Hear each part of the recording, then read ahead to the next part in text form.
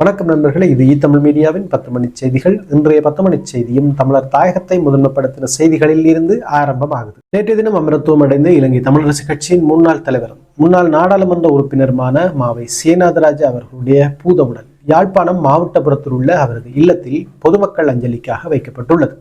அரசியல் தலைவர்கள், பொதுமக்கள், பொது அமைப்புகளைச் சேர்ந்தவர்கள் என பலரும் நேரில் சென்று தங்களுடைய இறுதி அஞ்சலிகளை செலுத்தி வருகின்றனர். அமரர் மாவை சேனாதராஜா அவர்களுடைய இறுதிக்கிரியைகள் எதிர்வரும் ஞாயிற்றுக்கிழமை மாவட்டபுரத்தில் உள்ள அவரது இல்லத்தில் இடம்பெறும் என அறியத்தரப்பட்டிருக்கிறது. பேராசிரியர் ரகுராம் யாழ்ப்பாண பல்கலைக்கழகத்தின் கலைப்பீடாதிபதியாக தனது பதவியை தொடர்வதற்கு இணக்கம் தெரிவித்துள்ளார். பேராசிரியர் ரகுராமின் பதவி விலகல் கடிதத்தை யாழ்ப்பாண பல்கலைக்கழகத்தின் துணைவேந்தர் பேராசிரியர் ஸ்ரீ சற்குணராஜா அவர்கள் ஏற்க மறுத்துள்ள நிலையில் பல்கலைக்கழக பேரவையின் தீர்மானத்துக்கு அமைவாக அவர் கலைப்பீடாதிபதியாக தொடர உள்ளார். யாழ்ப்பாண பல்கலைக்கழக பேரவை நேற்றைய தினம் கூடியது. இடைநிறுத்தப்பட்ட சில மாணவர்கள் தொடர்பாக ஏற்கனவே பேரவையினால் எடுக்கப்பட்ட தீர்மானங்கள் நேற்றைய கூட்டத்தில் மீள் பரிசீலனைக்கு உட்படுத்தப்பட்டன. அத்துடன் யாழ் பல்கலைக்கழக ஆசிரியர் சங்கத்தினர் முன்வைத்த கோரிக்கைகளை உள்வாங்கவும் நிறைவேற்றவும் பேரவை ஒப்புதல் வழங்கியுள்ளது. இதனைத் தொடர்ந்து பேராசிரியர் ரகுராம் தனது பதவியில் தொடர தீர்மானித்துள்ளார் என தெரிய வந்துள்ளது. யாழ்ப்பாணத்தின் கோப்பாய் பகுதியில் இயங்கி வந்த பாலியல் விடுதி ஒன்று நேற்று முற்றுகையிடப்பட்டு 17 வயது சிறுமி உட்பட 3 கைது செய்யப்பட்டுள்ளனர். யாழ் மாவட்ட குற்றத்தடுப்பு புலனாய்வு பிரிவினருக்கு கிடைத்த தகவலுக்கு அமைய அவர்களால் மேற்கொள்ளப்பட்ட நடவடிக்கையின் போதே இந்த பாலியல் விடுதி முற்றுகையிடப்பட்டது. இந்த நடவடிக்கையின் போது விடுதியில் தங்கி நின்ற 17 வயது சிறுமி ஒருவர், 26 வயதுடைய யுவதி ஒருவர் மற்றும் 28 வயதுடைய ஆண் ஆகிய 3 கைது செய்யப்பட்டுள்ளனர். யாழ்ப்பாணத்தின் கோப்பாய் பகுதியில் 5க்கும் மேற்பட்ட கொள்ளைகள் மற்றும் வழிப்பறைகளில் ஈடுபட்ட பாடசாலை மாணவன் 6 மாத காலம் மறுவாழ்வு நிலையத்துக்கு அனுப்பப்பட்டுள்ளார். மாணவனுக்கு எதிராக போலீசாரினால் மேற்கொள்ளப்பட்ட வழக்கு நேற்றைய தினம் யாழ்ப்பாண மேலதிக நீதவான் நீதிமன்றத்தில் விசாரணைக்காக எடுத்துக் கொள்ளப்பட்டது. இதன் போதே அவருடைய வயது மற்றும் மாணவன் என்பதை கருத்தில் கொண்டு நீதவான் 6 மாத கால மறுவாழ்வுக்கு அவரை அனுப்பினார். 40,000 போதை மாத்திரைகளை தமது உடைமையில் வைத்திருந்த குற்றச்சாட்டில் 5 சந்தேக நபர்கள் கைது செய்யப்பட்டுள்ளனர். பரந்தன் மற்றும் முழங்காவில் பகுதிகளிலேயே இந்த போதை மாத்திரைகள் மீட்கப்பட்டுள்ளன. பரந்தன் பகுதியில் ஒருவரும், முழங்காவில் பகுதியில் 4 இந்த போதை மாத்திரைகளோடு தொடர்பட்ட வகையில் 5 கைது செய்யப்பட்டுள்ளனர். கிளிநொச்சியின் பெரியகுளம் பகுதியில் இளைஞர்கள் மற்றும் ஊர் பொதுமக்களின் எச்சரிக்கையை மீறி மீண்டும் மீண்டும் குளத்திற்குள் பாய்ந்து சாகசம் காட்டிய ஒருவர் உயிரிழந்துள்ளார். பெரியகுளம் பகுதியைச் சேர்ந்த கணேசமூர்த்தி ரமேஷ் என்ற 36 வயதுடைய நபரே இவ்வாறு உயிரிழந்தவர் ஆவார். மதுபோதையில் குளத்துக்குள் பாய்ந்த அந்த நபரை இளைஞர்களும் ஊர் பொதுமக்களும் இணைந்து காப்பாற்றி கரை சேர்த்துள்ளனர். மதுபோதையில் குளத்துக்குள் பாய்ந்த அந்த நபரை இளைஞர்களும் ஊர் பொதுமக்களும் இணைந்து காப்பாற்றி கரை சேர்த்துள்ளனர். எனினும் அந்த நபரோ இளைஞர்கள் மற்றும் பொதுமக்களின் எச்சரிக்கைகளையும் மீறி மீண்டும் குளத்தினுள் பாய்ந்த போது காணாமல் போயுள்ளார். சில மணி நேரத்துக்கு பின்பு அவர் சடலமாக ஊர் மக்களால் மீட்கப்பட்டார். யாழ்ப்பாணத்தில் நாளைய தினம் வெள்ளிக்கிழமை நடைபெறவுள்ள கவனஈர்ப்பு போராட்டத்திற்கு தடை விதிக்க கோரிய போலீசாரின் மனுவை யாழ் நீதவான் நீதிமன்றம் தள்ளுபடி செய்துள்ளது. யாழ்ப்பாணத்திற்கு நாளைய தினம் ஜனாதிபதி அனுரகுமார திசாநாயக்க வருகை தர உள்ள நிலையில் வேலையில்லா பட்டதாரிகள் கவனஈர்ப்பு போராட்டம் ஒன்றை முன்னெடுக்க உள்ளதாக நேற்றைய தினம் ஊடகவியலாளர் சந்திப்பின் போது அறிவித்திருந்தனர்.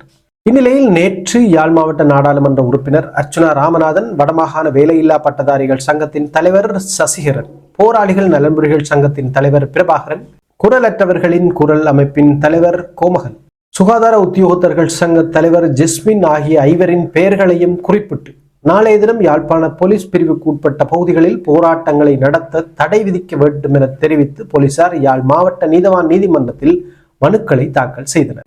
இது தொடர்பான வழக்கு இன்றைய தினம் விசாரணைக்காக எடுத்துக் கொள்ளப்பட்ட நிலையில் உயர் பாதுகாப்பு வலயமாக கட்டமைக்கப்படும் பகுதிக்குள் செல்லாமல் ஜனாதிபதி வரும் பாதையின் வீதிக்கு குறுக்காக செல்லாது வீதியின் ஓரமாக அமைதியான முறையில் கவனஈர்ப்பு போராட்டத்தை முன்னெடுக்கலாம் என நீதிமன்றம் உத்தரவிட்டுள்ளது.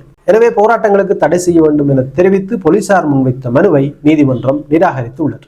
அடுத்த தேர்தலில் தான் பிரதமராக தெரிவு செய்யப்பட்டால் இலங்கையின் போர்க்குற்றங்களில் ஈடுபட்டதாக குற்றஞ்சாட்டப்பட்டிருக்கும் தரப்பினரை சர்வதேச நீதிமன்றத்துக்கு கொண்டு செல்வதற்கு அவசியமான தலைமத்துவத்தை வழங்க தயாராக இருப்பதாக கனடாவின் பிரதான எதிர்க்கட்சியான கன்சர்வேட்டிவ் கட்சியின் தலைவர் பியர் பொய்லிஃப் தெரிவித்துள்ளார். தைப்பொங்கல் விழாவை முன்னிட்டு கனடாவின் டொரண்டோ நகரில் ஏற்பாடு செய்யப்பட்டிருந்த நிகழ்வில் கலந்து கொண்டு உரையாற்றும் போதே அவர் மேற்கண்டவாறு தெரிவித்தார். தமிழ் மக்களுக்கு எதிராக இனப்படுகொலையை நிகழ்த்திய இலங்கை அரசாங்கத்தை தனிமைப்படுத்தி தண்டிக்கும் நோக்கில் கடந்த 2013ஆம் ஆண்டு கொழும்பில் இடம்பெற்ற பொதுநலவாய மாநாட்டை கனடாவின் முன்னாள் பிரதமர் ஸ்டீஃபன் கார்வர் புறக்கணித்தமையினை அங்கு நினைவு கூர்ந்தார். அத்தோடு தம் மக்களுக்கு எதிரான குற்றங்களை புரிந்த ராஜபக்சக்களையும் ஏனைய குற்றவாளிகளையும் சர்வதேச நீதிமன்றத்தில் நிறுத்துவதற்கு அவசியமான தலைமைத்துவத்தை தான் வழங்க தயாராக இருப்பதாகவும் அவர் அங்கே குறிப்பிட்டார். இலங்கை தமிழரசு கட்சியினுடைய முல்லைத்தீவு மாவட்ட இளைஞரணி தலைவர் அண்டனி ஜெகநாதன் பீட்டர் இளஞ்செழியனை குற்றத்தடுப்பு விசாரணை பிரிவினர் வாக்குமூலம் ஒன்றை பெறுவதற்காக அழைத்துள்ளனர். வரும் பிப்ரவரி மாதம் 1ஆம் தேதி அளம்பில் பகுதியில் உள்ள போலீஸ் நிலையத்துக்கே இந்த விசாரணைக்காக அவர் அழைக்கப்பட்டுள்ளார். எனக்கு அரசியலில் ஈடுபடுவது பிடிக்காது. நான் மக்களுக்காகவே அரசியலுக்கு வந்திருக்கிறேன். இந்த அரசியலில் நீண்ட காலம் நிலைத்திருக்கும் எண்ணம் எனக்கு இல்லை. ஆனால் அதுவரையில் மக்களுக்கு நேர்மையாக சேவை செய்வேன் என சொல்லியிருக்கிறார் யாழ் மாவட்ட சுயேட்சை நாடாளுமன்ற உறுப்பினர் அர்ச்சுனா ராமநாதன் அவர்கள். நேற்றைய தினம் யாழ்ப்பாணத்தில் வைத்து கைது செய்யப்பட்ட நாடாளுமன்ற உறுப்பினர் அர்ச்சுனா ராமநாதன் அனுராதபுரம் நீதவான் நீதிமன்றத்தில் முன்னிலைப்படுத்தப்பட்டார். நேற்றைய தினம் யாழ்ப்பாணத்தில் வைத்து கைது செய்யப்பட்ட நாடாளுமன்ற உறுப்பினர் அர்ச்சுனா ராமநாதன் அனுராதபுரம் மாவட்ட நீதவான் நீதிமன்றத்தில் முன்னிலைப்படுத்தப்பட்ட நிலையில் பிணையில் விடுவிக்கப்பட்டார். பிணையில் விடுவிக்கப்பட்ட பின்னர் அனுராதபுரத்தில் வைத்து ஊடகங்களுக்கு கருத்து வெளியிடும் போதே அவர் மேற்கண்டவாறு தெரிவித்தார். මට දේශපාලනය ඇත්තටම කැමති නැහැ. අවුරුදු 30ට මම කවදාවත් ඡන්ද දීලා නැහැ. දැන් ඇත්තටම වෙලා තියෙන මිනිසුන් වෙනුවට. ඒ නිසා මේ තව මම වැඩි දුරක් ඉන්නේ නැහැ. මම පොලිටික්ස් එකට මට කැමතිම නැති ෆීල්ඩ් එකකට තමයි පොලිටික්ස්. මන්ට මොනවද හිතෙන්නේ? මේ ගැටලුව ගැන. නඩුව සම්බන්ධ නම් අපේ ලෝයට අහන්න පුළුවන්. ඇත්තම ඔබතුමා වැරද්දක්ද කරේ? එතන.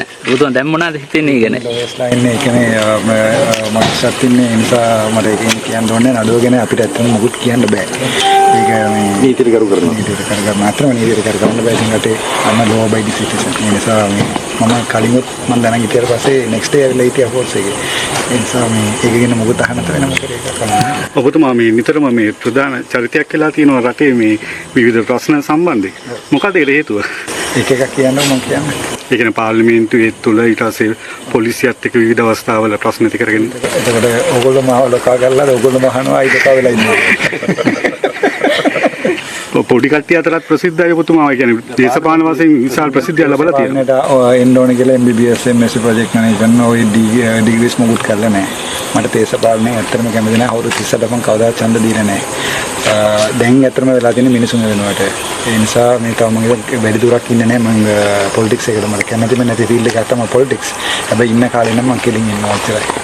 ඔබතුමා සමහර ප්‍රකාශ ಜಾති ભેද උස්සන තත්ත්වයක් තියෙනවා කියලා මේ යම් තැන්වල කියවෙනවා. මේ ඉන්නවට ඉන්නේ ලෝයස්ලා ඔක්කොම සිංහල. ඒතකොට හිතනවාද මේකක් තියෙනවද කියලා. එහෙම නම් ඒගොල්ලෝ පිනිටනවාද?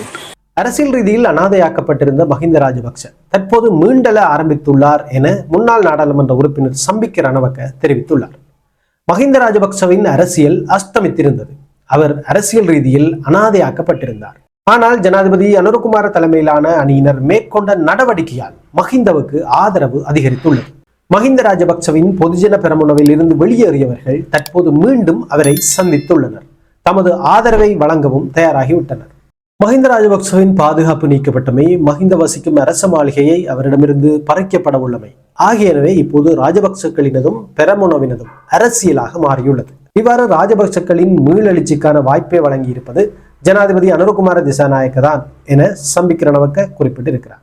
இலங்கை போக்குவரத்து சபையின் தலைவர் ரமல் ஸ்ரீவர்தன தனது பதவியை ராஜினாமா செய்துள்ளார்.